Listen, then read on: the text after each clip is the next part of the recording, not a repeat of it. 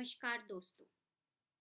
ये कहना गलत नहीं होगा कि इंसानों का शब्दों से रिश्ता उतना ही पुराना है जितनी पुरानी हमारी ये दुनिया है।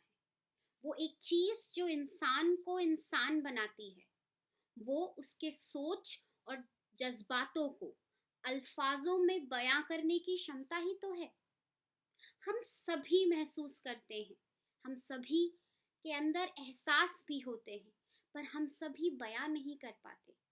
कभी हम कर नहीं पाते, कभी हम करना नहीं चाहते, कभी हम खुद को समझ नहीं पाते, कभी हम दूसरों को समझा नहीं पाते, और दिल के जज्बात दिलों में ही रह जाते हैं। और कभी कभी हम गूगल बाबा के उधार के शब्दों से अपना काम चला लेते हैं।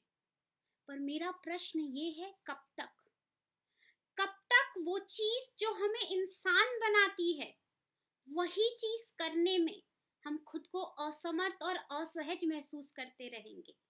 कब तक हम अपने जज्बातों के लिए उधार के शब्दों का प्रयोग करेंगे? कब तक हम खुद की सोच को खुद ही नहीं स्वीकार कर पाएंगे? कब तक? जब इन प्रश्नों से मैं खुद उलझ रही थी, तो जज्बातों को अल्फाजों में बयां करने का जरिया बनकर पोइट्री मेरी जिंदगी में आई। और पोइट्री ने मेरी जिंदगी में आकर मेरी जिंदगी बदल दी।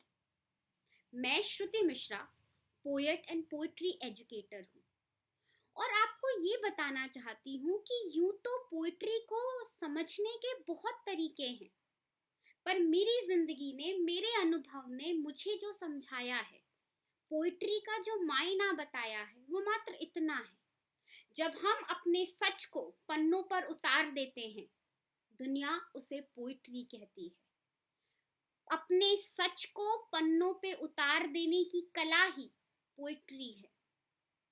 और जब से मेरी जिंदगी में पोइट्री आई है, मैं अपने सच से वाकिफ हो गई हूँ। मेरे अंदर अपने सच को कहने की क्षमता आ गई है। मैं अपने जज्बातों की इज्जत करने लगी हूँ। दुनिया क्या सोचेगी ये सोचकर मैं अपनी सोच को नजरअंदाज नहीं करती हूँ। अब डर और द्वंद मेरे जीवन में ज्यादा देर तक टिक नहीं पाता है। अब जीवन जख्म नहीं, जश्न हो गया है, जहां जज्बातों की सरगम है, अल्फाजों के सुर, और जिंदगी मेरी थिरकने लगी है।